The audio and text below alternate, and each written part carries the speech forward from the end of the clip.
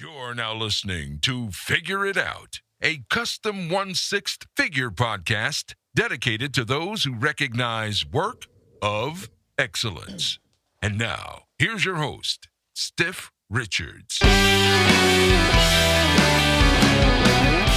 What is going on, guys? Stiff Richards here, back again with your very favorite podcast because, again, you don't have a choice. It's the only one. So, this is like the fourth time that I've shot this intro vid.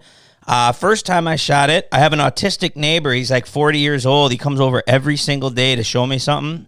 So I start recording. I get a notification on my Ring doorbell app, and he's standing outside, and I go answer the door. What's up, buddy? He's like, nah, I just bought these pair of shoes.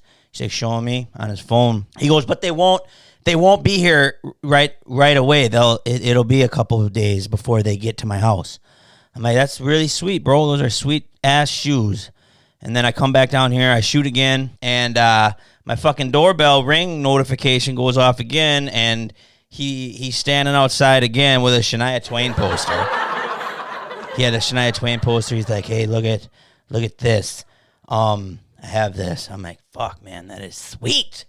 So then I come down and I call Neny Dee via Facebook because he's in Switzerland, and my fucking connection is a pile of shit.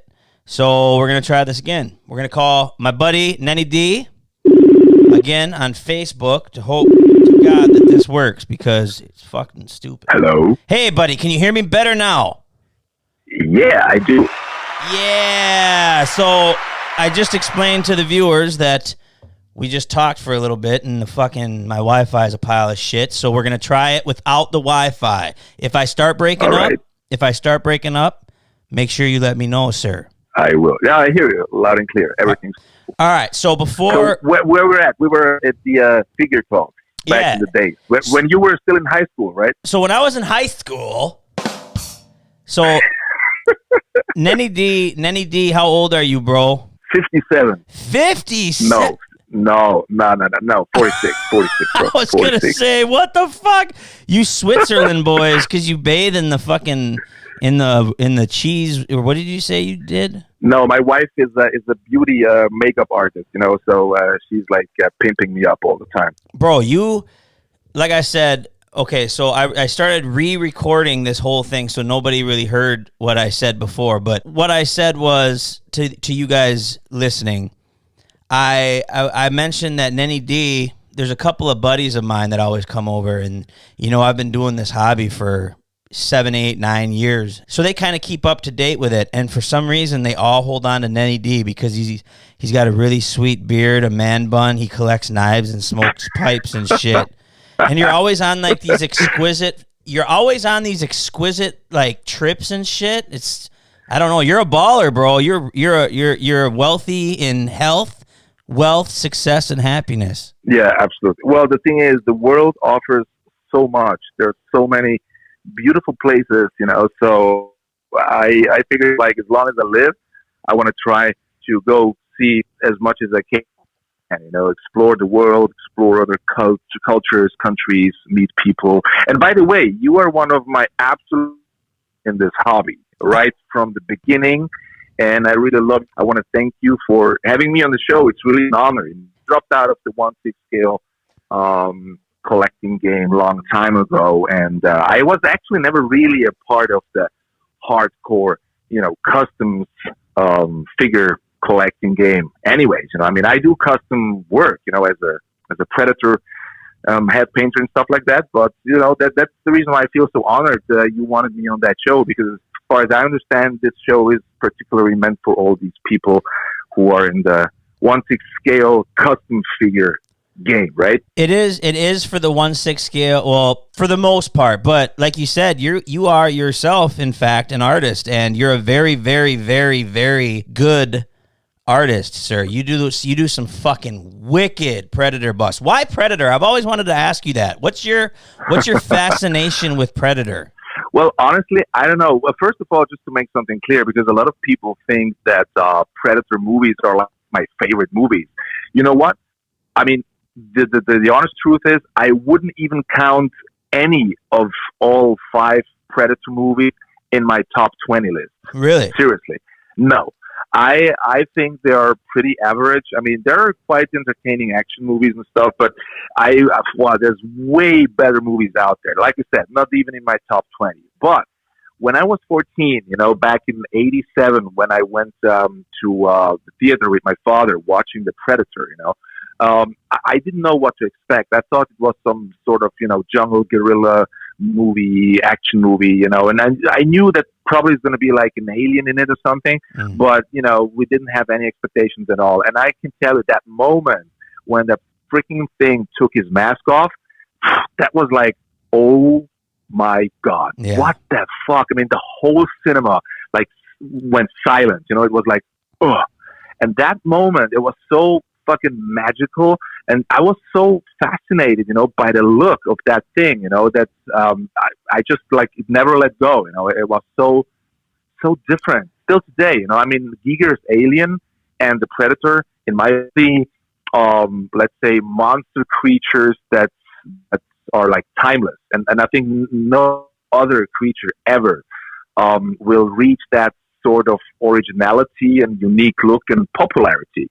Dude, so it's a nostalgic thing, and it's just, so you're a fan of the look overall, but it, like you said, the design, so it's just like this combination of this freaking, crab sort of mouth with this lizard texture, and the freaking Rastafari dreadlocks and this Amazonian armor kind of thing, but still like a humanoid muscular body, like the combination of the whole freaking thing is so, I don't know, super cool, I mean, I was never into this Predator lore, like the Yautja culture. I never read any Predator comic book or something.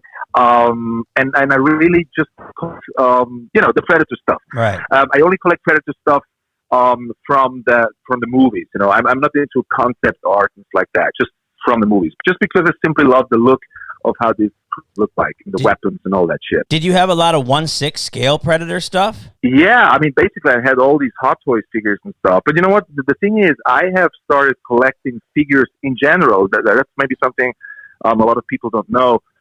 30 years ago. Yeah, that's crazy. Way back before there was like Hot Toys or Sideshow or even all these custom figures. Because back in the days, there was like garage kits. I don't know if that term rings a bell with you. Yep. It's like the same, basically the same thing like your beloved 1/6 scale custom artists do. They were like independent, unlicensed artists who just basically sculpted very, very accurate, cool 1/6 scale or and even quarter scale statues, figures from movie characters, especially from horror and sci-fi and stuff like that. But they were like cast in different parts, so you had to put them together, like the model kit. So it was a model and kit, then, yeah. Yeah, it was like a model kit, and then you had to paint them and stuff like that. And when I was 16, I remember I went to a house of a friend of mine. He was like 10 years older than me, but a huge horror freak. So he had like all these magazines laying around, like Fangoria, and had all these posters and videotapes and shit. And then in this corner, I saw these 4 statues of the Hellraiser movie, the pinheads, the chubby guy with his butterball, cheddar, and that female Cenobite. And I was like, what the fuck is this? Because that was right the time when I jumped into the horror movie genre. Right. I was totally addicted to horror movies, and I was always into art. That's like a talent, a gift, if you will. I have. So I was always like painting and drawing and stuff, and seeing these statues of like one of my favorite horror characters, I was like, wow, man, what is this? And he told me, like, yeah, this is like an underground scene going on in the US and in Japan, where they make like these horror characters, it's like a model kit, and I instantly jumped on it. I was like, wow, that's cool. That's like combining my addiction and passion for movies, but also with my talent of art, so I can create like, my favorite horror characters in 3D, so right. And then there was no internet, so you had like to contact these companies and these guys through magazines with fax machines, even writing letters. God, stuff. Yeah. That is so cool. That is, Yeah, it is cool. man. It's Fucking it's like, you ordered magazine like, subscription. yeah, you ordered like through a fax order sheet. You ordered like a magazine, so they sent you all this stuff overseas. It took like a month. It took a month until you get the magazine, and then in the magazine you had like all these, sometimes even black and white copied pictures, of models and contact addresses where we can get them. And then sometimes you had to write letters to these guys. It took like a month the letter got there. Then it took like a month you got a response.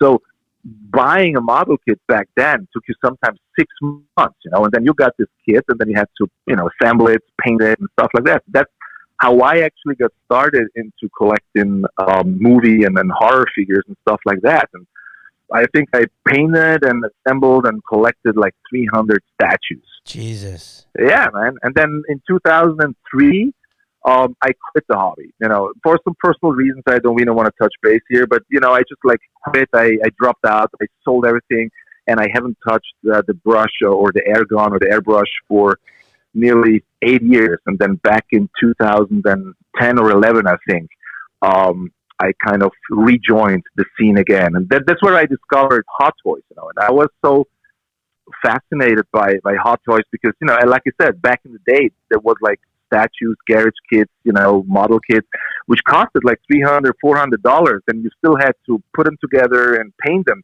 So when I saw first time Hot Toys, I was like, wow, they look so fucking realistic, and they even have real clothing and accessories and shit. And that's when I, got back into the hobby. So, do you still have any of those model kits that you? No, I don't. And then, back then, I obviously, I also painted, I don't know, fucking 20, 30 Predator models. That's what I got into Predator stuff.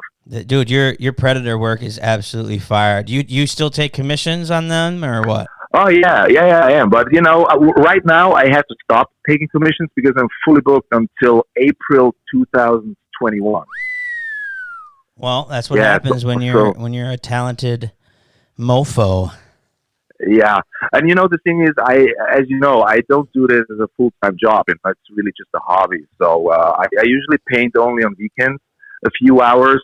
And it takes me like 50 hours to make such a head or finish such a head, so you can count. It's like if I work like 6-7 hours per weekend, so it takes me, easily 4, 5, 7 weeks, depending on how fast I am. So you said 60 hours to do a Predator bust? Yeah, 50 hours, yeah. Wow. I mean, a lot of people think painting Predators is kind of easy. You just like throw on a few layers of brown and beige tones and then just like spray a couple of dots on it, but that's not the thing. If you look at these different, Predator painters or statues or figures or busts, you will see there is a difference. If you just apply randomly dots, it's gonna look weird and kind of unreal, because the Predator is like a sort of a reptile kind of creature. So you have to recreate this reptile skin pattern, which takes a lot of practice. And it's not just dots, it's hard to explain, it is kind of a dot work, but it's not just like round dots, randomly applied on it. So it has a certain pattern to it. So you have to develop like reptile skin, which takes a lot of time, it's various layers and shadings and stuff like that. And it just takes time until it looks like it does, Well, you definitely got the whole thing down to a fucking T, sir. You got it mastered. Thank you. Well, it was even acknowledged by Stan Winston Studios. If you remember, last year, Stan Winston Studios posted actually my work. Wow, I didn't know that. Yeah. I posted it on Facebook too. And after that's when it really took off, because after Stan Winston posted my work, like my mailbox literally exploded. I got like dozens and dozens of requests of people going like, "Whoa, dude, where can I buy this? How much is it?" and stuff like that. But a lot of people, get like get shocked when they hear how much it costs. I mean, I know you guys play in a total different universe. I mean, you get used to it paying a couple of grand for a custom work. But believe it or not, when I tell you that a head like that costs between $2,000 and $3,000, depending on which model it is, people, they get shocked. They think like it only costs a few $100s. And I'm like, yeah, right. I'm going to work my ass off 50 hours for what, $800? Fuck off. Yeah, that's what I'm saying. Dude, you don't even understand how many people, I run One's Customs emails and shit. Every Right. day I get 10, 12, 15 messages from people. They all think this is, $100, $150. Yeah.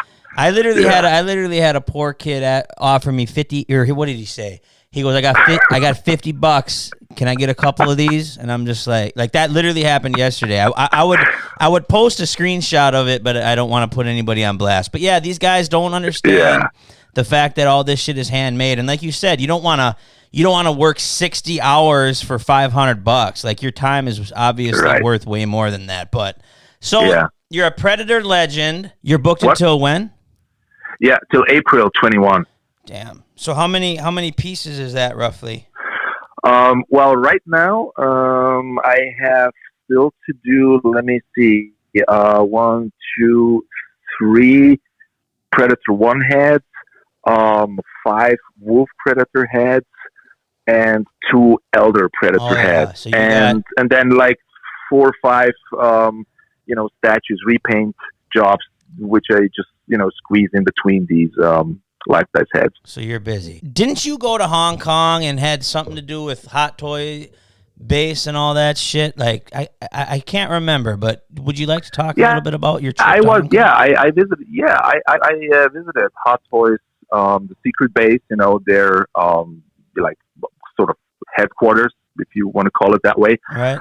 Like their flagship store. Hong Kong is their flagship store and their headquarters. Obviously, they don't produce in Hong Kong. They produce everything in mainland China, in Shenzhen area, but the flagship store is in Hong Kong. And yeah, I've been there in the early days, even in the old place, which doesn't exist anymore. Wow. How was that? That must have been a wonderful experience. It's interesting. Not many people can say in the community that they've been to fucking the Hot Toys base. You know what I'm saying? Yeah. Well, Hot Toys is just one player in the game. When you're in Hong Kong or in China in general, China is totally crazy about dolls. That's why all that Iron Man and RoboCop and all that robotic shit is huge in China and Hong Kong. They really go crazy for the shit. And that's the reason why sometimes, like Western characters like fucking Marty McFly from Back to the Future wasn't really a big hit. Because, like Asian people, they just don't or can't not relate to Western characters so much. They're totally into robots and stuff like that. Yeah, they love or robots. Superheroes, like robots and superheroes. But yeah, Hot Toys is just one player in the game. When you're in Hong Kong, especially in that area that's called Mongkok, that's where all these shopping malls are, and it's well known for all the dolls and especially action figures. You have like a building, 7 stores or like 7 floors, all filled with little outlet action figures. That is so crazy. It is crazy, man. And I can tell you, in these shops, you can find shit you never ever seen before, and really cool stuff. Obviously, they sell a lot of recasts. A lot of bootlegs and stuff like that, your favorite topic, I know. Yeah. But they also sell a lot of, really cool custom stuff. Shit you don't see on the internet or something, And the funny thing is, those shops, they're so tiny and they're so piled up figures. It's really hard sometimes for a big guy like me to even, turn around in it. So it was really, really cool experience. So speaking of recasts, I'm not trying to beat a dead horse or anything, but since we have Neny Dee on the phone, whenever recasts are brought up, at least in the custom hobby, you've chimed in a few times, and you've mentioned before that you've never were completely fully into the custom figure hobby, but you definitely have an opinion about recast that makes the most sense out of anybody I've talked to. Would you like to, touch base on that and like kind of explain how you feel about recast, the subject, and would you like to touch base on any of that shit? Yeah, sure. Well, first of all, recasting in general sucks. It's obviously stealing someone else's work, regardless where that person what license they own or don't own. Just the fact that someone is recasting or copying someone else's work without permission sucks. Period. Yeah. But now, what I think what you want to talk about is about this never-ending story in the, especially in the 1/6 scale custom world, that the people from, let's say, the Hot Toys universe and license team always go at you guys from the custom team because they didn't even own the license in the first place, so they're also stealing. Right. Yada, yada, yada, yada, yada. First of all, they're talking out their asses because they don't know what they're talking about. Second thing is, all of these custom artists, whether it's K-June or Rain Man or, what was his, what was his name? Danny whoever it is in the game. Yeah. They all create small numbers of pieces. So somewhere usually I think between 5 or max 30 pieces per run. Right. So this low numbers of runs, they're not considered as commercial businesses. It's considered as fan art. And as a fan, as an individual, you have the right to sculpt, to paint, to create whatever you want, because it's like an individual artwork. And obviously, you also have the right to do a couple of copies of it, and sell it. So license holders, like Sony Pictures, Fox, Disney, Warner Brothers, name it, they always obviously want to have their fair share. If someone uses characters or titles or names or anything that has to do with their licensed product, whether it's a movie or a cartoon or whatever it is, right? Right. So if you are going into the market using the actual name, even the logo, and obviously the likeness of something or someone, and you are producing hundreds, thousands, whatever, obviously you're running a commercial business. And obviously these license holders, they want to have their fair share. That's the reason why you have to acquire a permission. But if you are an independent artist, sculpting, whatever it is, a character, a monster, whatever, and you make 20 copies and you sell it unofficially, on your website, whatever it is, you don't have like let's say an internet site which has price tags on, which uses the actual movie logos, It's just basically the only connection you have there is like the like. Nobody cares because that's a small run. It's not a lot of money that artists makes with these, art or fan art items. So they don't care. But if you are like Redman, for instance, your favorite company, if they produce, let's say, 5,000 pieces of Dracula, that's a commercial business. And obviously, I don't know who's the license holder for Dracula. Let's say it's Warner Brothers, or Columbia Pictures, whatever. Obviously, they want to have their fair share. They want to, get money from each item sold. Right. And that's why you have to acquire a license. But for 30 pieces made in someone's basement, they don't give a fuck. That's the big difference. You actually made a really good point there. You're saying, okay, so Rain Man makes Dracula. He makes 30 pieces or whatever. I don't even know if he called it Dracula, I think, but he makes 30 or 40 pieces and that's it. And then Redman takes the fucking whole figure, recasts all of it, but you say that Redman is making 5,000 of them. So not only is Redman recasting Rain Man's hard work, but no, they're also violating the license. They're also violating the license issue. So very good point. I didn't even think of that. So not only are they fucking recasting Redman or Rain Man's shit, but they're really fucked up by selling them in the thousands range. So that's a very interesting point. I'd never even thought of it like that. Actually, they're fucking everybody. They're not only fucking the original artist, they're also fucking the license holder. Damn. And the funny thing is that these license holders, whoever it may be, like I said, Warner Brothers, Fox, Disney, whoever, they don't have even an opportunity or a chance to sue fucking Redman, because Redman is probably a P.O. box company somewhere in China, And in China, there is no like trademark protection and license protection. You don't even have like a lawyer who can sue these guys. You know, That's crazy. that's why all the copies were made in China, because you have no chance to follow up and sue these assholes. That's the problem. Never thought of it like that, man. That's fucking rowdy. But what also want to mention is, which is very important for anybody out there who is playing in the custom game. Let's say if Rain Man would have a homepage, a website, and he makes, let's say, Dracula, and he uses the Dracula logo, that'd be and different. puts it under the picture, and he also uses the name Dracula, and he also puts a price tag beneath it. Let's say $3,000. Yeah.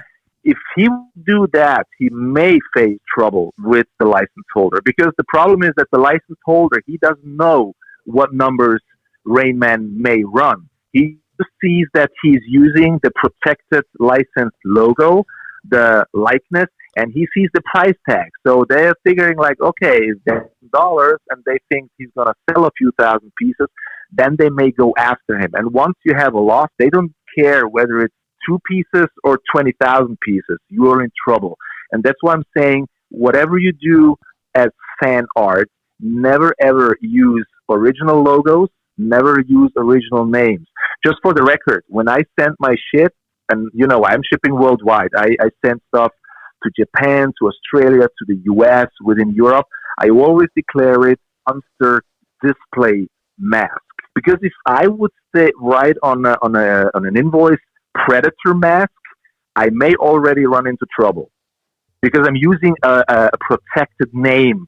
And if they open the box and they see, oh, it's a Predator head, and it's also declared as a Predator head, they may call, Fox and say, we got here a license bootleg. So whatever, you can do copies and make custom figures, statues, and whatever it may be, as long as you don't use the logo, nobody cares. This is what I don't understand. Because this license thing, whatever, is so big, is it because it's a collectible, like a form of a figure or a statue? Because I see, in other groups, I see like paintings, artists doing paintings of, let's say, Jason Voorhees or Michael Myers, and they're doing, runs. Like, even if you look at like Mondo, like posters and shit, like they're doing fan art posters, and they're releasing 500. They got a website. They're calling it Michael Myers Halloween, and nobody says shit. And there's hundreds of these artists doing fucking Michael Myers. They all don't have the license. Is it because it's just a toy? No. It's anything.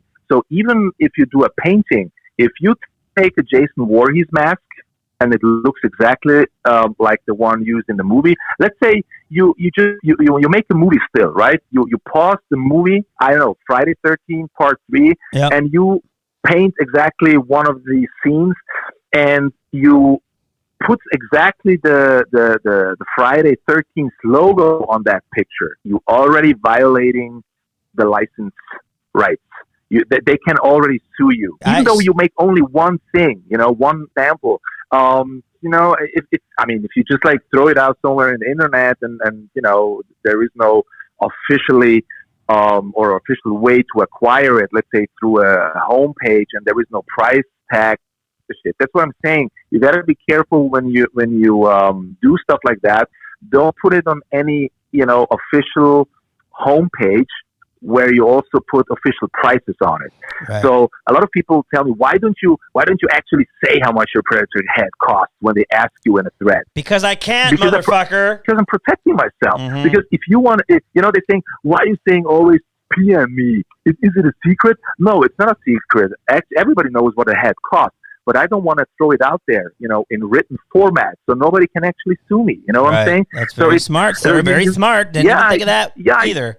You gotta be careful, So as soon as you have an official, approachable page with a name and a logo on it and a price on it, you're already on their radar, So actually, the entire custom world is safe as long as they distribute it under a different name, as long as you don't use the actual logo, and as long as you don't, price it somewhere in the internet, with a public, approachable homepage. It's crazy that the only, like, again, I'm in many different forums. I'm really into the Michael Myers thing, the michaelmyers.net group. Mm-hmm. There's thousands of members there, and everybody's doing their own mask, and everybody's doing their own molds and sculpts, and they're doing Mondo prints and all this shit. And not one time, I've been part of these groups for years. Not once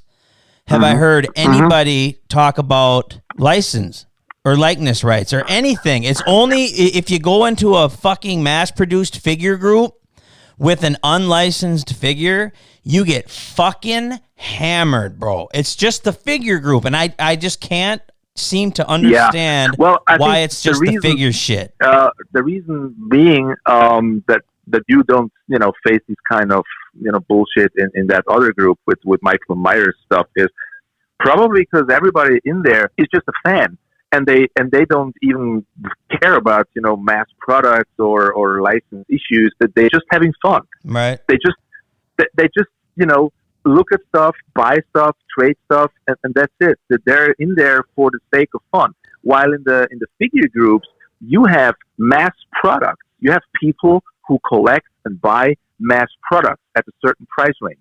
And they look at the other guys in the customs world with small runs and like 10 times higher price tags, and they're wondering, why the fuck is this? Mm-hmm. And obviously, like in every group, you have like jealousy. You have like people who thinking, oh yeah, guys who can afford a figure for $5,000 got to be a fucking nuthead. It's got to be a rich kid. It's got to be an asshole. Yeah. And this is the reason. It's not about the figure. It's about the fact that you can afford a figure that costs $5,000 and he can't. So therefore, you are an asshole. It's not because you're Joe. It's not because you're having a nice collection or because it's Michael Myers made by some schmuck in his basement. It's because you can't afford it and he can't. That's the only reason. Well, period. So to be fair, I've been called an elitist this entire time. Like, I've been in the hobby. And I can see why, because I don't collect mass product and I do the custom figures. And like you said, custom figures are very expensive. But I see a lot of guys, I'm by far rich. And I see a lot of guys in like OSR or these other mass product Facebook groups with insane collections, gorgeous displays. So I don't know if it's necessarily, I can afford this figure and you can't. It's just, I don't think, it's just different types of collecting. I don't think these guys really give a shit about custom figures versus the mass product. Like, we talk about it all the time, me and my buddies. Like, I could take the most gorgeous, highly sought after figure in the custom world, and I could post it in my group. Everybody will just be going fucking crazy. Like, they know what it is and it's insane. But like, if I go to OSR, and again, nothing against OSR, but if I go into OSR and I post that same figure, it maybe will get 3 to 5 likes.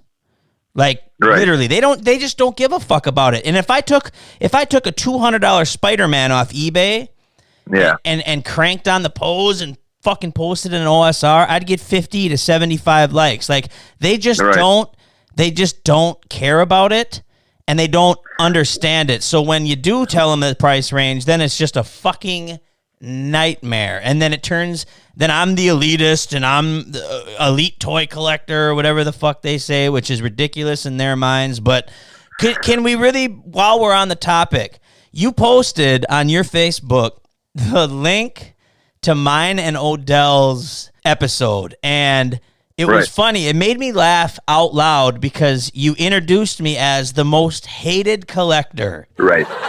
The most hated collector, Neny. Would you like to touch on the king of customs? The king of customs? Okay, I didn't see that part. But would you like to touch base? And it's just funny to me. Would you like to touch base on why I'm the most hated collector? And don't fucking hold back, bro. I can take it, son. Yeah, I know you can. Well, I mean, bro, you know how people think about you. You know why you have been expelled from most groups. Yeah. You know that you are like the hate label. Because people think you are an elitist asshole. Because you say right what's on your mind. You don't hold back. Actually, there is like everything you say is unfiltered, is the undisputed truth, right? But sometimes the truth, the naked truth, is hard to handle because it hurts, feelings. It makes other people look stupid. But that is what it is, and you know how it is. Most people, they love hiding behind masks. They love living in their nicely flowery pink bubble, and you come there and you burst it, and that's why they hate you, because you say So I've talked about that in past videos. People that put themselves out on the internet, such as myself, you were always going to be a much easier target than the guy that has just a Facebook account with 4 pictures that aren't even his. You know what I'm saying? Of course, yeah. So if you're me, I mean, I will admit, when I first got into this hobby, I was close with, 4 or 5 guys, and that's really it. And they kind of provoked me, and they cheered me on to just be like the no holds barred, cutthroat kind of dickhead. And, I just got tired of arguing with guys that, quote unquote, shared the same passion as me. So I am trying to, show more of my true colors than before. Because honestly, dude, when I turn this camera off and go about my day, it's like, bro, I don't have a single person in my real life that I have issues with. Like I mentioned before, like when I was in high school, I was the kid that sat with the handicapped kids in the lunchroom, and then no, for real, like I was the homecoming king. I kind of sound like I'm sucking my own pee, but I was the homecoming king. I was the homecoming king for homecoming, and then when prom came, when I was a senior, I was the prom king same year, to where people, like parents, would complain because it wasn't fair for their kids. So I am the reason they switched that rule up. You can't be the same king and queen. But point of that being is in real life, I am not at all a cocksucker. But in the hobby, I always found this hobby, like the internet in general, a playground. It is. If you take the internet seriously, it's absolutely fucking ridiculous. And yeah, it is. And I felt like when I first came into this hobby needed a villain. So I came in and I was like, do you know how I got these scars? And I was just on OSR just saying, how much this figure cost. And I felt the hobby needed that villain. It sucks because I have this reputation of being a huge fucking douchebag. And once you create a name for yourself in this hobby, you're fucking done. You're done. Like Odell. Yeah. I talked to Odell. Yeah. I talked to Odell a little bit. He came in and he was the recaster. And it's like forever he's going to be known to the OGs as a recaster. And I will forever walk up into OSR and post, be like, hey guys, here's my Batman. You guys like this, right? And they'll be like, fucking stupid asshole. You get what I'm saying? So yeah. You called me the most hated collector, and I laughed out loud when I saw that because I fucking am. And it doesn't, it's not like it makes me feel bad, but at the same time, I wish that people really fucking knew that I wasn't the huge. No, but okay. Well, I posted this on purpose because, I just thought it's cool to be a little bit sarcastic and cynic, And it's all in good fun. I loved it, actually. Like, it was awesome. Thanks for because that. First of all, I think, like you said, I really love you, from the bottom of my heart. I really think you're a totally cool guy. I always felt some sort of connection with you, and I think you're a better. Yeah. Come on. I know it sounds gay, but it's no. not. I love you too, bro. You're fucking. Yeah. Hey, before I forget, I'm gonna let you go on, and I'm really good at interrupting people. People were messaging me like, "Dude, you keep interrupting your guests." But hold up, my buddy was like, "Bro, you have to ask Neny Dee what kind of beard oil he uses." And I'm not even trying to be funny. Honestly, I don't even use anymore. Really? I just wash it. Yeah, I just wash it, and that's it. I honestly, I think this whole beard grooming, fucking thing hype that was, hyped the last few years was, dude, it's a beard. It's not fucking rocket science. Sometimes dude, I really had hard to fucking figure out, bro. You saw when I tried to grow it out, I look like a pedophile. No, but really seriously, when I look at some YouTube channels, just because it was fun. I was like, dude, these guys are talking about their beards, the way they treat them and handle them and groom them, like it's a living, breathing creature. It's like rocket science. It's like, guys, it's just hair, facial hair. It's basically none different than your hair on your head. It's just the longer it gets, the more you have to take care of, the more you have to wash it, style it, whatever. But it's just hair. But how do you deal? How do you deal with split ends, Neny? On my beard? Yeah. I honestly prefer any split ends. Well, like you said, it's a beard. It's not like I'm sitting in front of the mirror touching myself and the beard and then getting like a huge, boner and an orgasm and wank off my beard. I don't know, like you said, it's a beard, It's a nice fucking you have beard, it or you Neny. don't. I know, but it would be so awkward if we would talk about your haircut or somebody else's No, haircut. I get it, but like, but oh my bro, God, but some of the pics you post on fucking line, bro, that's like a magazine. Like you post videos slowly walking out of the fucking ocean, like tying your man bun back with fucking water slowly dripping off your beard, bro. It's just fire, bro. Never You got did your that. old lady in a bikini, and you're like, "My name is Neny Dee." You got a big fucking stogie and shit. Yeah, that's me. But I never walked up to the ocean, in slow mo and Bro, you making my should have man though. You should have. That That's shit so would have been fucking yeah, fire. Yeah, probably.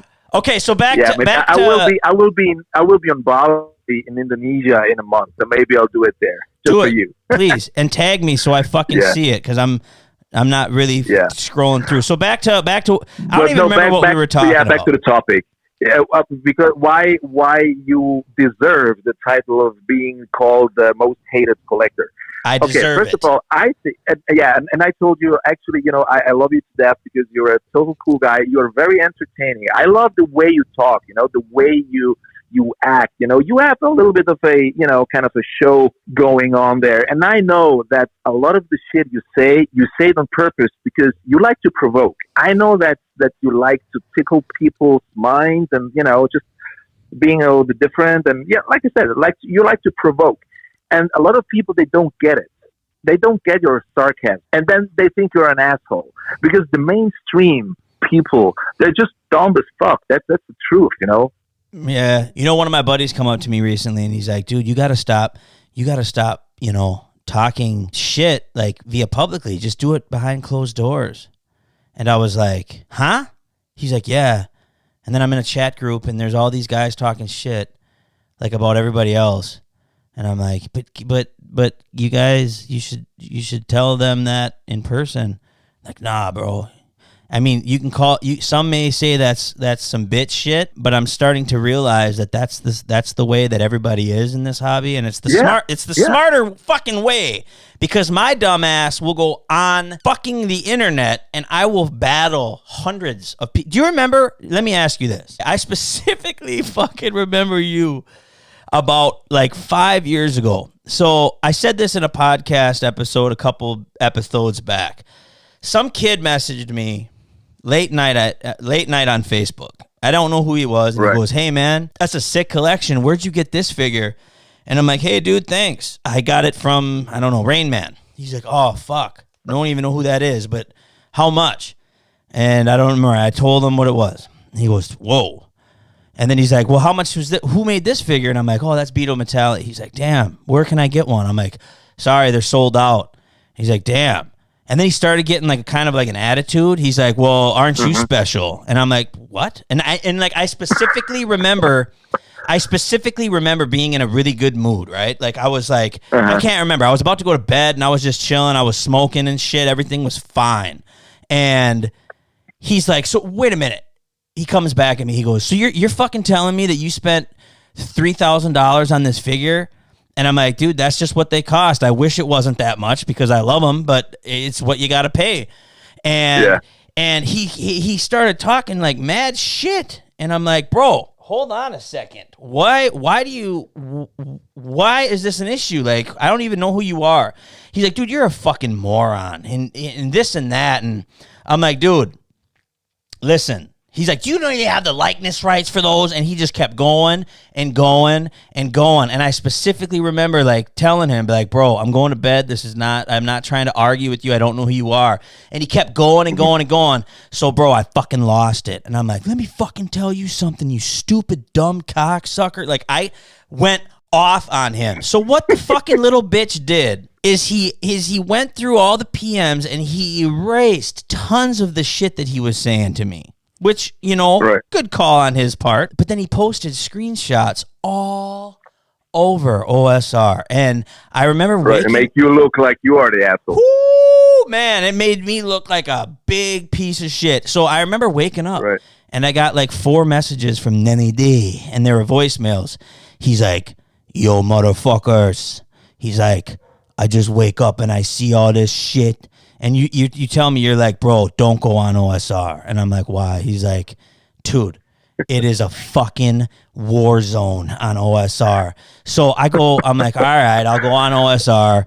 And I go up in there. And when I tell you that there was 700 comments, wow, it was just insane. And there was memes about me and there was this. But I think I defended. Yeah, you were the only motherfucker in there, and you were defending. You were trying to help me out, and it didn't work. I got annihilated. But those were the days. Guys were just too strong, even for me. Yeah. So those are the days, guy, that I'm trying to get away from. The thing is this: I have such a passion for this hobby, and hold on a second, I got to see if the thing is still recording. So my video thing just fucking, it just says 1 hour. I don't know if it's still recording or what the fuck. But we don't have to do the whole thing over there. There's no way I'm going to do this whole thing over again. I'll just have to fucking upload the audio and just do whatever. But I don't even remember what I was saying. About the 700 comments. So it's like, people love drama. That's clear, as this guy. They just love drama. And let me tell you, and I interrupted you again. Let me tell you something. And this is what I want everybody, if they're still listening. I think my thing is still recording, so we're good. But everybody needs to know this. So when I came into this, that is what I kind of based myself on, was the drama, because I knew that drama was a huge seller. So I come in this and I'm like, yo, internet time. What's fucking the biggest selling point on the internet? Drama. So I came into this and it wasn't just because I'm full of drama. It's because I knew that was a huge selling tactic. And, with One's Customs and the shit that I collect, it worked wonderfully. Like me and One, we'd be like... as we just counted money. It was a selling tactic, but to be fair, I don't plan on leaving this hobby anytime soon because I genuinely have a love for it. So I told myself, like, if I'm gonna do this, I gotta be a little more normal. I gotta tame it down a little bit and just respect other people and their collecting habits, because not everybody's going to collect the same. And like I said before, I am not. But I don't think you ever been disrespectful. I got to be honest with you. You never been disrespectful to anyone. You just clearly raised your voice and you just had your opinion. But the problem is that sometimes, like you said, your opinion, which was basically the truth, just hurt somebody else's feelings, And I had the feeling sometimes they just were looking for a reason to go at you, even if there wasn't one. They created one, Even if it wasn't for being an elitist, then it was just having too much money on your hands, spending on dolls, or having a fucking baseball cap nobody likes, or whatever it is. It was, sometimes it really felt like people were looked to you, but I never had the feeling that you were like disrespectful. You know why that is, Neny? You know why you never had that feeling? No, because I love you. No, because you love me. Yeah, but you're fucking mature. Yeah. That's what the thing is. You're 46 years old and you're mature. I respect everybody's opinion. This hobby has so much to offer in so many different ways and levels and price ranges and characters and whatever.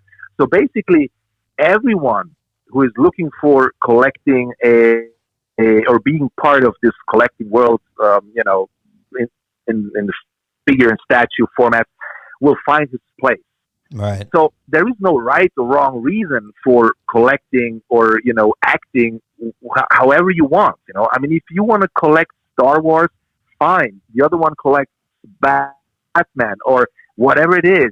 There is no wrong or right reason. Someone $1,000 a day for a figure. Another one can only afford $150 a year. It is what it is. So nobody's right and nobody's wrong. But when you have so many different attitudes and people in a group or in a scene, obviously it's going to be heat there, right? Yeah. Because, like I said, it's jealousy. It's like, I mean, I know that you are not rich, but you're also not a poor guy. So I would say you are doing pretty well. So let's say an average. I am. Okay, so I'm not poor. No, I'm not poor. I have. No. Okay. When you're buying $5,000 figures or $2,000, whatever, people are going to ask you, like, what, are you fucking selling drugs or what? He's a millionaire. But the thing is, dude, it's just, it's not being rich. And it's, check this out. I'm going to post a picture. Actually, I'm not, because I don't want to throw the guy under the bus. But there's a guy who recently posted the Redman Dracula, okay? Right. He posted this $100 Redman Dracula. Now, I don't know if you saw, but I burned the Redman Dracula the other day. I saw it. Yeah, I saw it. They posted it on OSR, and oh my God, I'm an elitist collector, and it makes me feel better that I am showing the world. And then you wonder why you get Victor. That action, burning that Redman Dracula, that's it. And you asking me why you've been considered the most hated collector? Hey, when I did, okay, Bro, so check. You were adding fuel to the fire, man. No pun intended. But let me ask you this: you hit me up when I did. Remember when I did that Redman unboxing and I fed it to my dogs? Yeah, when you fed it to the dogs. Yeah. Yeah. You hit me up and you said, why be that? You got your own group, you got your own group of guys, and all you're doing is creating hate so people who want to be entertained can be entertained from afar and hate for what? And I remember I still got those voice clips, and it made a lot of sense. So you know what I did? And I meant it. I took the motherfucking video down, Neny, because it wasn't worth it. But you know what the thing is? Okay, so you're in my shoes, right? You're Stiff Richards.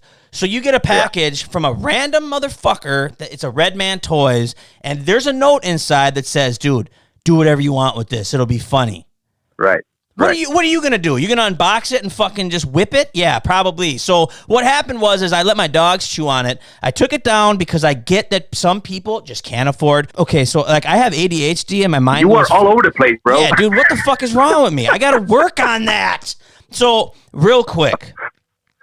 You said you wanted to talk about me being fucking rich or in a good spot, but let me tell you this. It's just different types of collecting because some dude posted Redman Dracula. He said in the description that I couldn't afford a Rain Man figure, so the Redman figure will do. That is fine. But if you look at the picture, he has in the background, literally, I think we counted 22 Detolfs, Neny.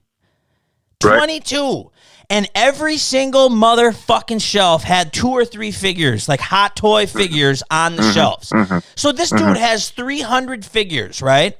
And he says, I can't afford a Redman or a Rain Man figure, so the Redman is gonna have to do. That is like going, bro. That is like saying this. I'm gonna drive my Chevy Malibu to a hot rod convention, and I'm gonna say, hey, I couldn't afford a vintage hot rod, so I got 25 Chevy Cruises. You get what I'm saying? I got a couple of Ford Focuses, I got a Malibu, I got a Chevy Cruise, but I can't afford. It's like, bro. Well, I think what he meant to say, well, he wouldn't buy or he wouldn't pay, let's say $5,000 for one figure. I mean, obviously he could afford it, but he's not willing to spend on one figure this amount. But that's what I'm saying.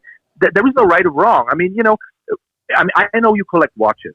I don't know what kind of watches you have, but I used to collect watches too. I had a Rolex Daytona with the black face, and I had it costed me 12G. And I also had a Bentley Breitling, costing me also another AG. And the funny thing is, every time when I wear it, right, people go like, "Oh, that's not the real one; it's a fake one, right, for Bangkok." Yeah. And I'm like, dude, are you kidding me? I think I'm walking around with fake watches. No, it's the real deal.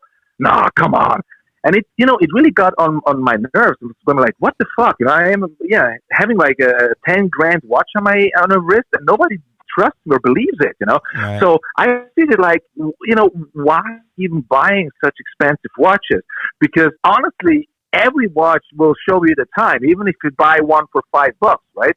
So I figured, like, why spending so much money on a watch when it's, the purpose of a watch is, showing me the time. So, so I sold them, and I bought instead like 10 other watches in a price range between $500 and $1,000. I thought you were going to say I like knockoffs. You got a fake Rolex. No. Are you fucking nuts, man? Never. I'm a Swiss, man. Swiss don't wear fucking fake watches, bro. We make them. So listen.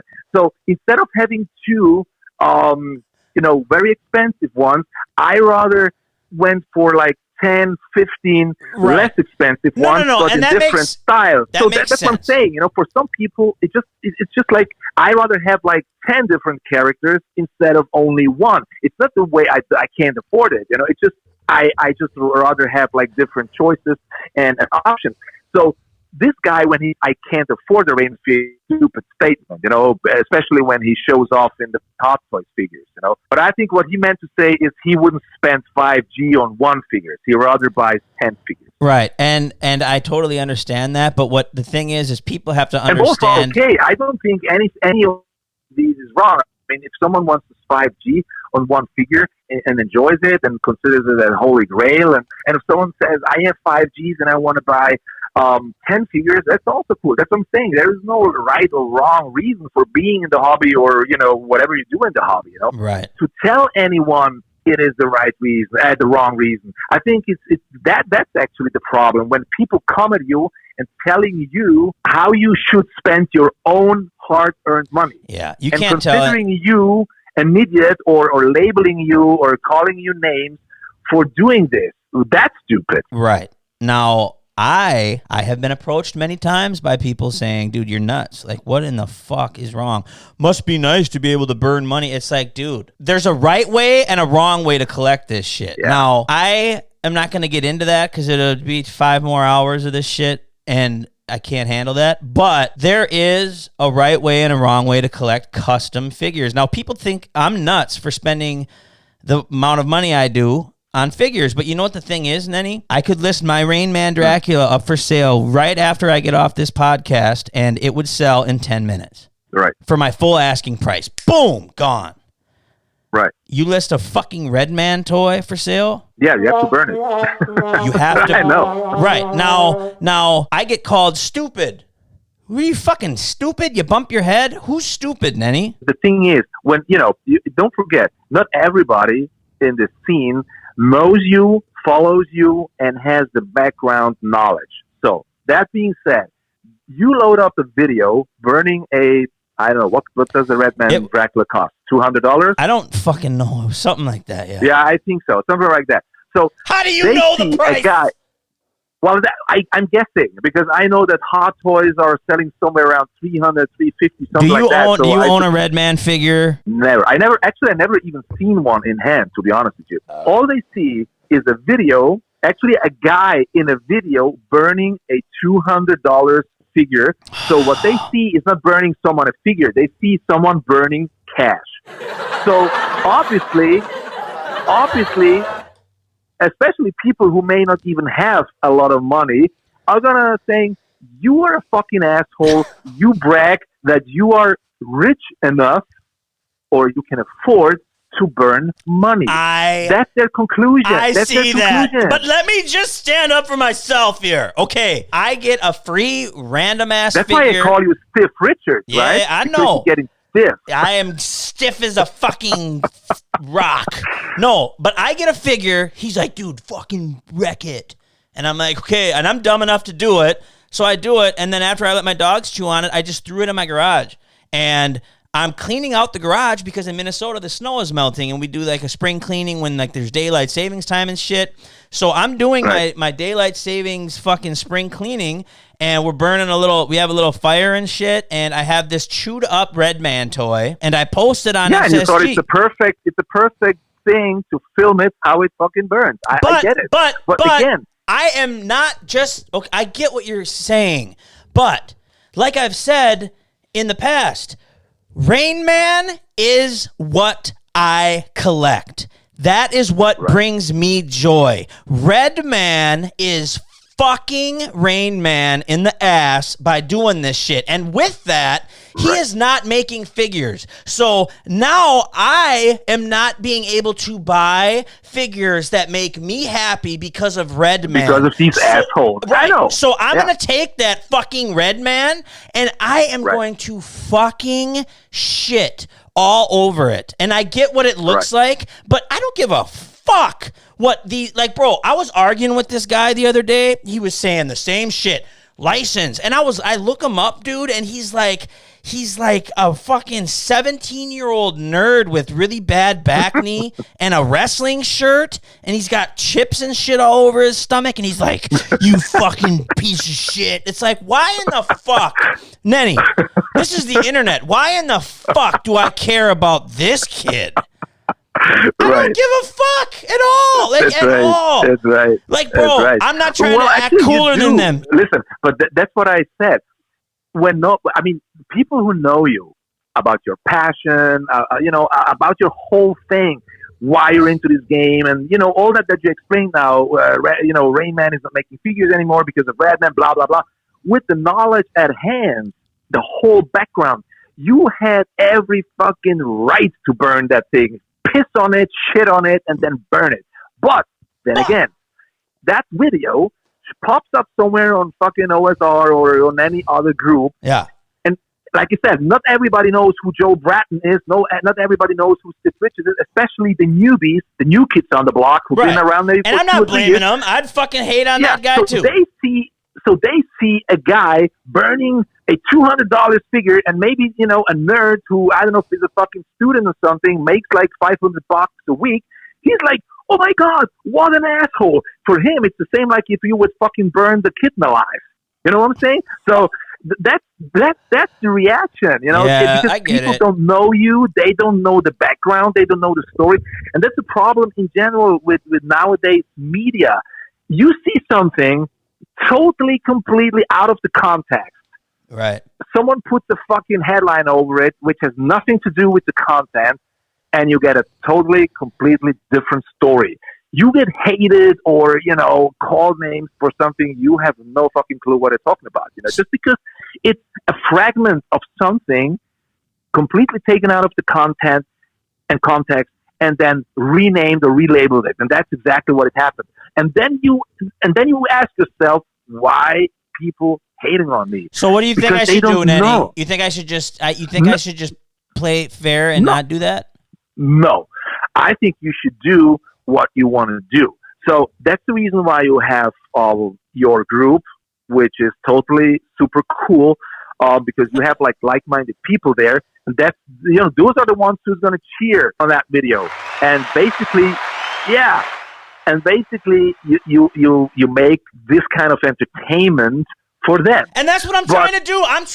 Let me tell you this, bro. Do you know how we've been on the fucking phone for over an hour? This is my free time. I am trying to entertain these guys. I'm trying to bring like a little spark, little passion back into the hobby. I'm trying to give back to the hobby. I'm trying to right. And I'm spending my fucking free time to entertain these guys. I get what you're saying. If from somebody who doesn't know me, the backstory, doesn't understand what a Redman or Rain Man figure is, yes, that is a douchebag thing to see, is seeing some guy burn a figure. I posted and this is the mainstream. This is the mainstream opinion then, because the mainstream don't know shit about custom figures. They don't know who you are. They don't know the story. And all they see is an asshole burning cat. That's what they see. What happened? First of all, I love cats. Okay. I know you love animals. Okay. Yeah. So what happened? Just to explain this, and maybe we could just make a mark on this podcast so we could post this fucking video in OSR where the thread is. So again, well, I'll do that. No, you don't even have to fucking do that, but maybe. But you could just tell them, be like, hey, go to this fucking part. So basically what happened was I posted that burning video as a total joke in SSG. Now, Six Scale Grails, my Facebook group, there's 100 which is totally cool. Right, because everybody knows, and, you know, it got a standing ovation there. It's fine. But what I forgot is I have an Instagram that when I post something in SSG, it goes right to the Instagram. So it went to my Instagram, and I have 2,500 followers on Instagram. Somebody took that video off Instagram and then put it on OSR. And I get it. It makes me sound like a douchebag or look like a fucking asshole, but it wasn't really my intention. And maybe, Neny, I should honestly just accept the fact that the world in general is pretty sensitive and this hobby is extremely sensitive. Maybe I should just take a step back, stop doing the podcast because it's going to fucking... No. Okay, first of all, and take down my YouTube again. This hobby, bro, but this hobby is none different than the rest of the world. And you made a good point. Yes, the world became a super sensitive place. All of a sudden, everybody feels fucking offended by anything. I mean, sometimes I even fear to use the word black because I may be labeled as a racist. Yeah. If I say, I love this black shirt, it's like, why you call it black shirt? It's like, oh, it's a dark shirt. Oh, okay. I'm sorry. Why is it dark? What the fuck? Why is it dark? You know, so I get it. I know where this is exactly the problem. Everybody is a fucking keyboard warrior. Everybody has the right to speak their mind and to raise their voice. Everybody feels fucking offended by anything. So, no, don't stop. Just do your thing. That's what I told you. I mean, if you feel you want to do it, whatever you want to do it. First of all, you're doing it in your own group, on your home page. So that's your own thing. If somebody takes that video and spreads it elsewhere and you get the heat, well, you got to expect this. And it's just like a big surprise, like, oh my God, how the hell did this video leave this group?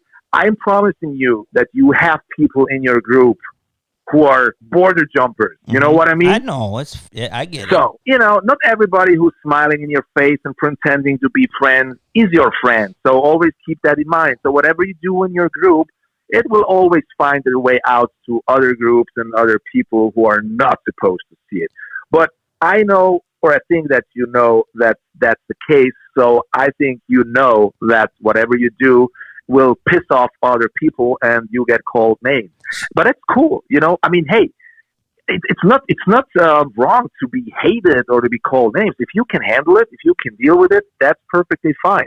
I think you're a very entertaining dude, and I think whatever you do, it's always cool. I always love, watching your posts or reading your posts or, watching your videos just because you're an entertaining, funny guy, and some people, like I said, they just looking for reasons to hate you, even if they don't hate you at all. But, they just like, hey, today's a good day to hate. So come on, let's hate some stuff, I know. It's always been that way. I'm an easy target. And you know what, bro? Even though if I have explained now in this podcast the difference between fan art and mass production, even if we write it down in all different languages so every fucking schmuck on this planet can read and understand it, they still gonna say, it's an unlicensed thing in the first place.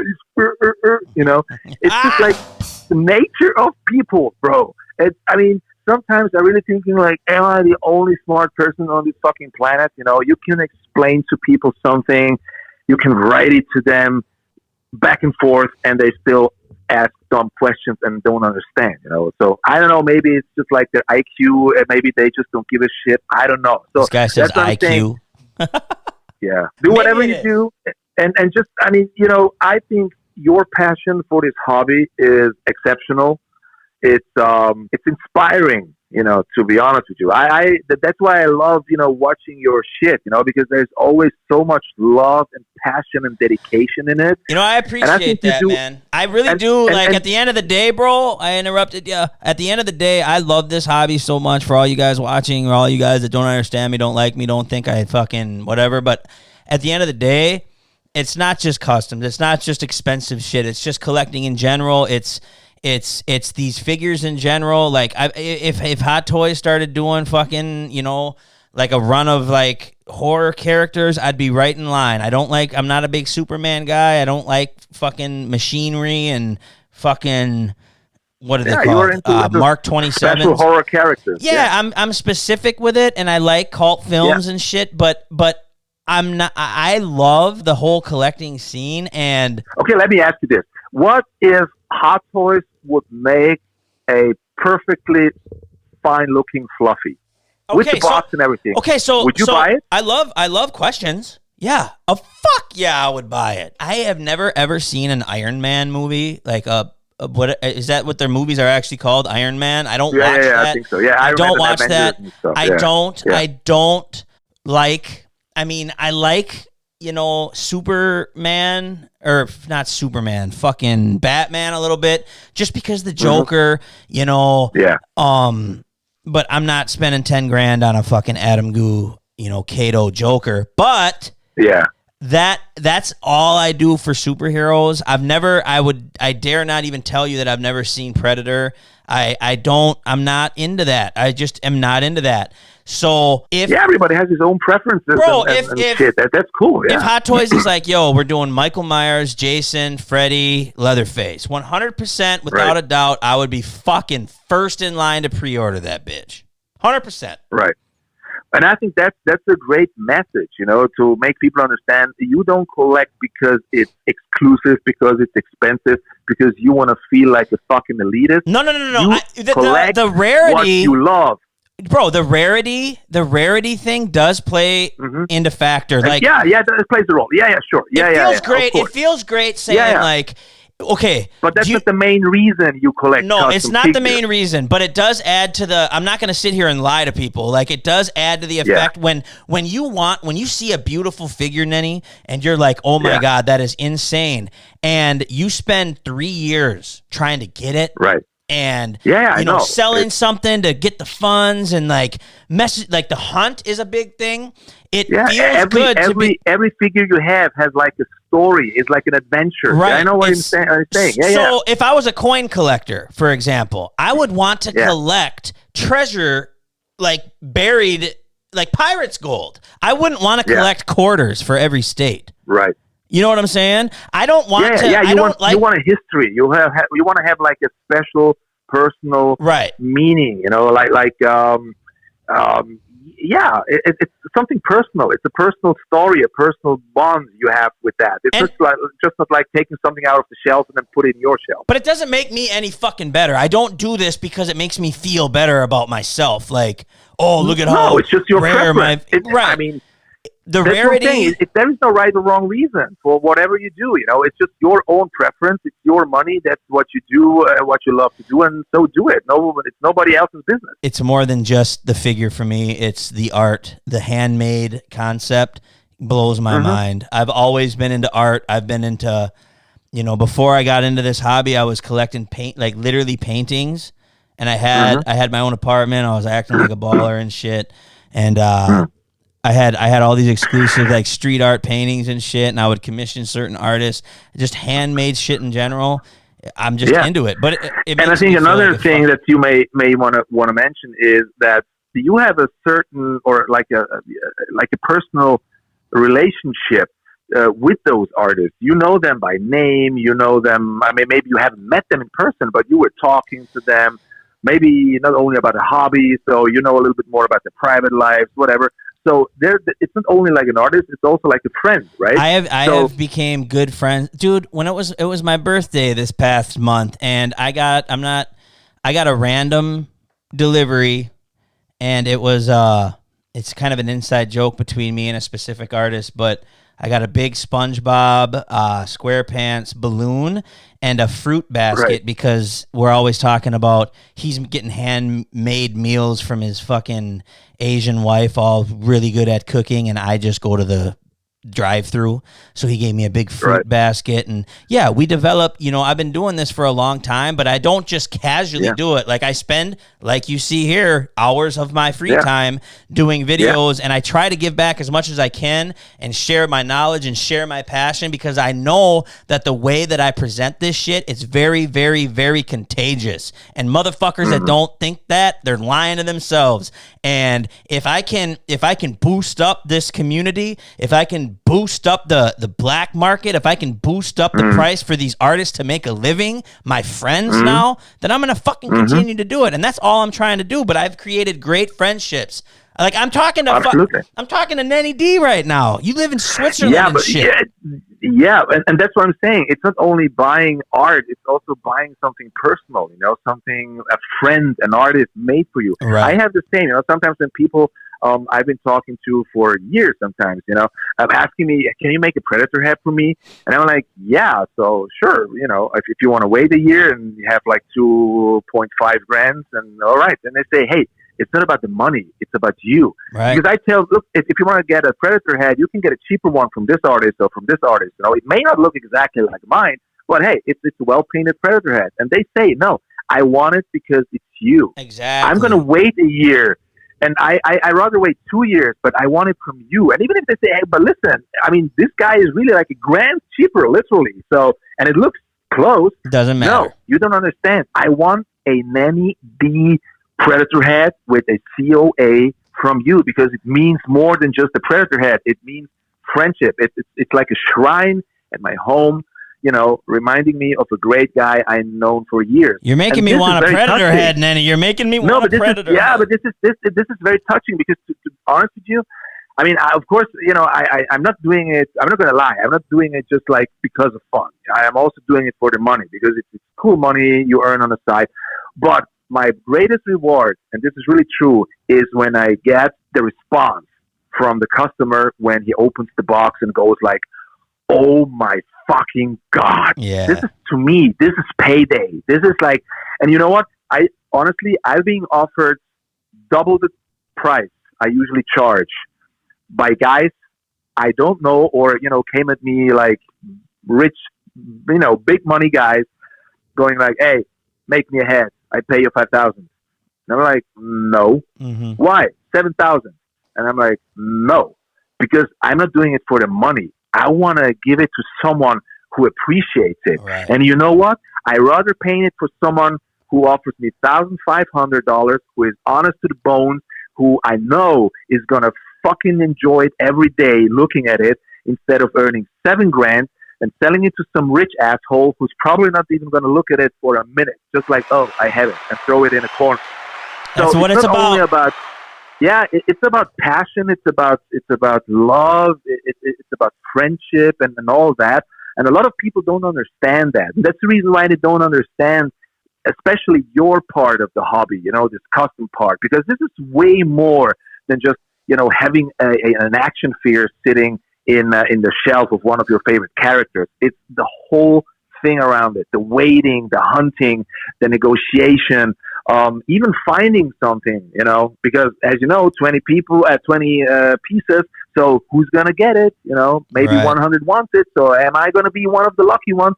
All that. So this is what it's all about, and what a lot of people don't understand. And it probably wouldn't even make sense to try to understand, or to make them understand, because if they would have this, sense for this, they would understand it in the first place. So trying to explain to them what the whole thing is about, I don't think it's going to work anyway. So I suppose you're going to stay in your little 150 people group and just having fun with these like-minded guys, and just enjoy the hobby just for yourself and for your group, and don't care what the other 5,000 guys say. That's probably the best for me. I do like to branch off now a little bit into the mass product guys stuff, because I do like to share my stuff, and I do like to interact, because a lot of the mass produced stuff is cool shit. Like, it is definitely cool stuff. I don't want to just pretend like I'm, just only but into you know custom. what?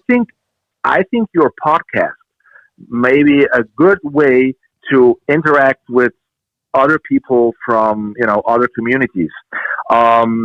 because you have like it's a good way for me to explain myself, because you know what, dude? Yeah. It's funny because a lot of the times when I would be getting bashed on these big Facebook groups, I get kicked out. I have there's 700 fucking comments of guys just making assumptions and talking all this shit and posting pics of me and all this, but it's like, really? I don't even have a voice to, like, I can't stand up for myself because I'm not allowed in the groups. So I'm not creating this podcast just so I can talk shit and explain myself. It's much more than that. It's very informative. It's very informative. Absolutely. But if I can, that's why I love it. If I can give people an idea of how I feel and why I'm doing, and the fact that it's just all fun and fucking games and it helps pass But hey, the listen, time. honest question.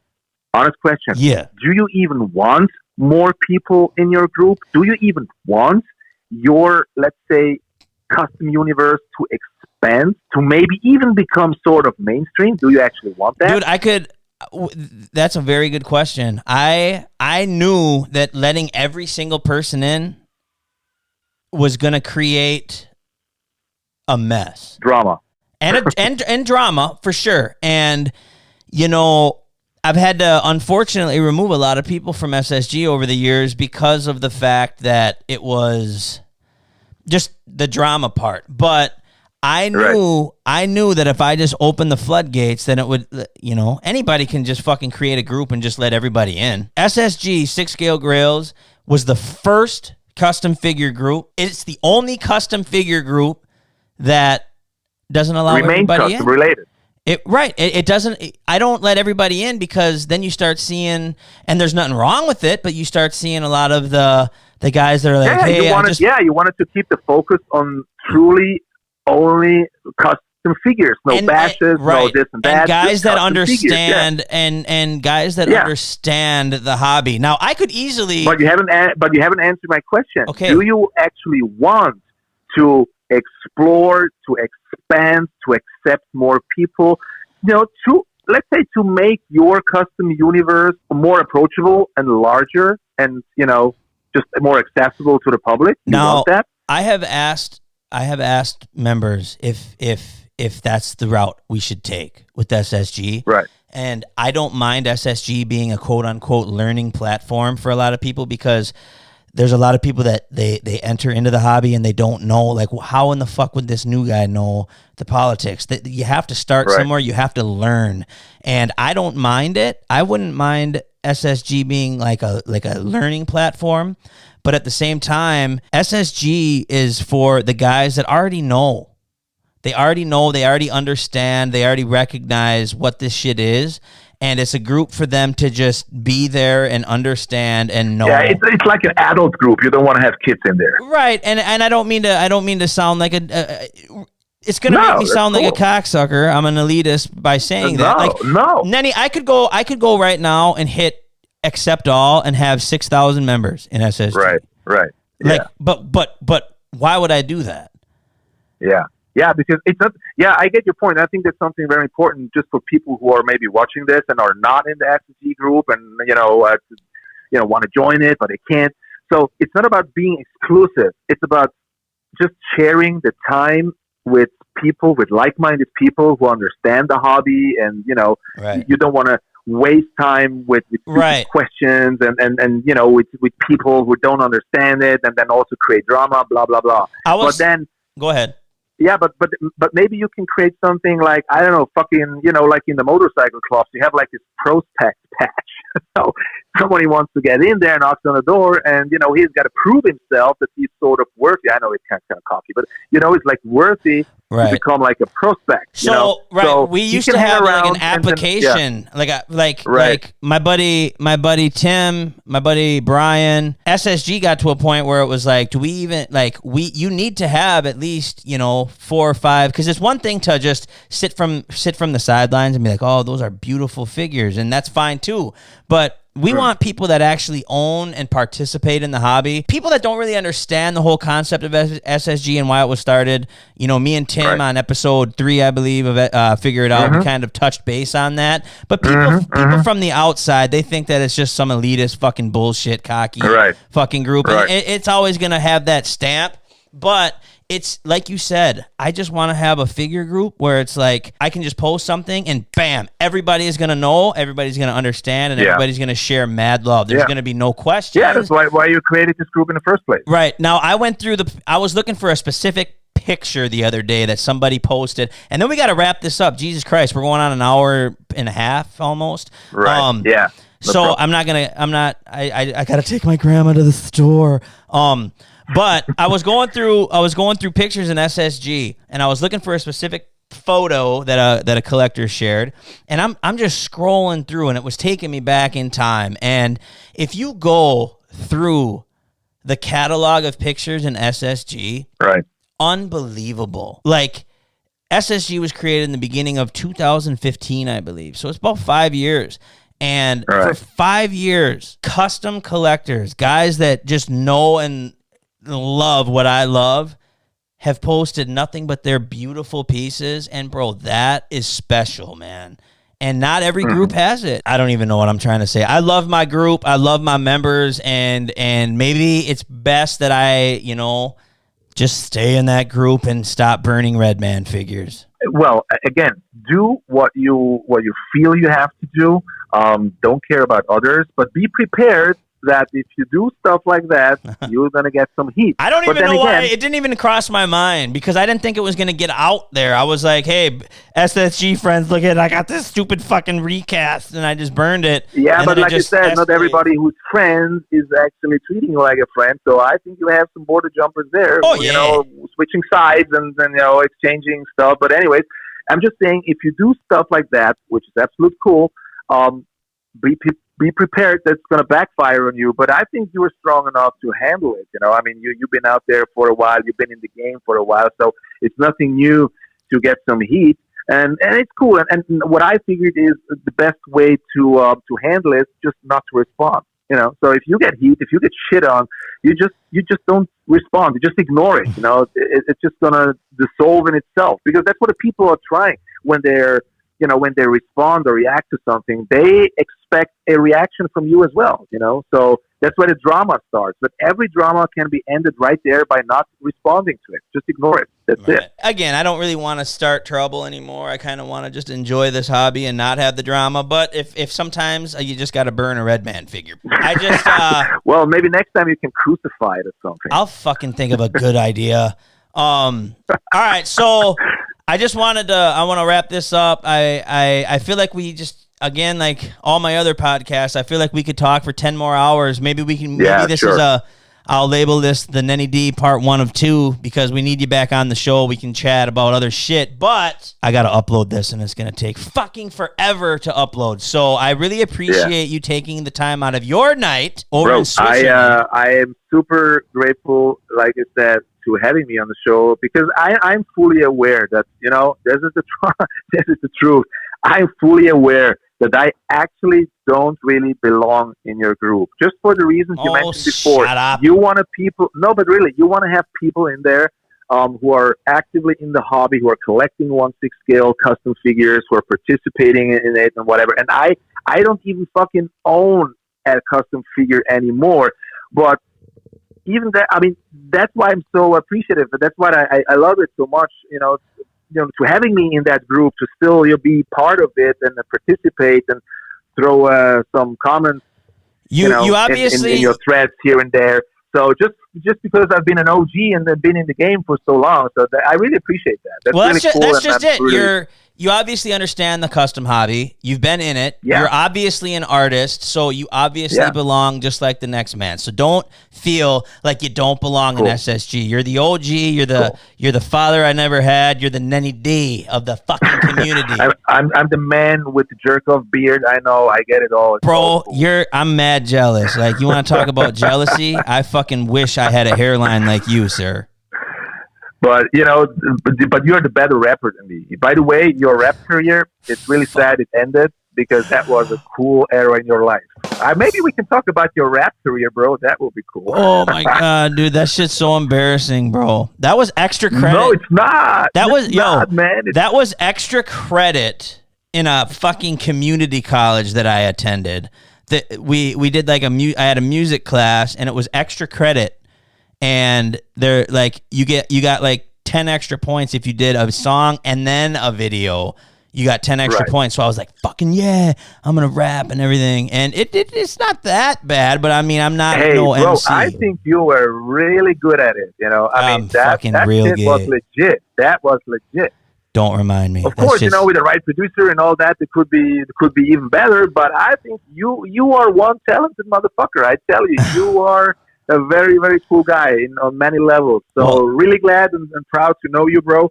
Appreciate it. You having me on the show. Thank you so much. And shout out to all you guys out there.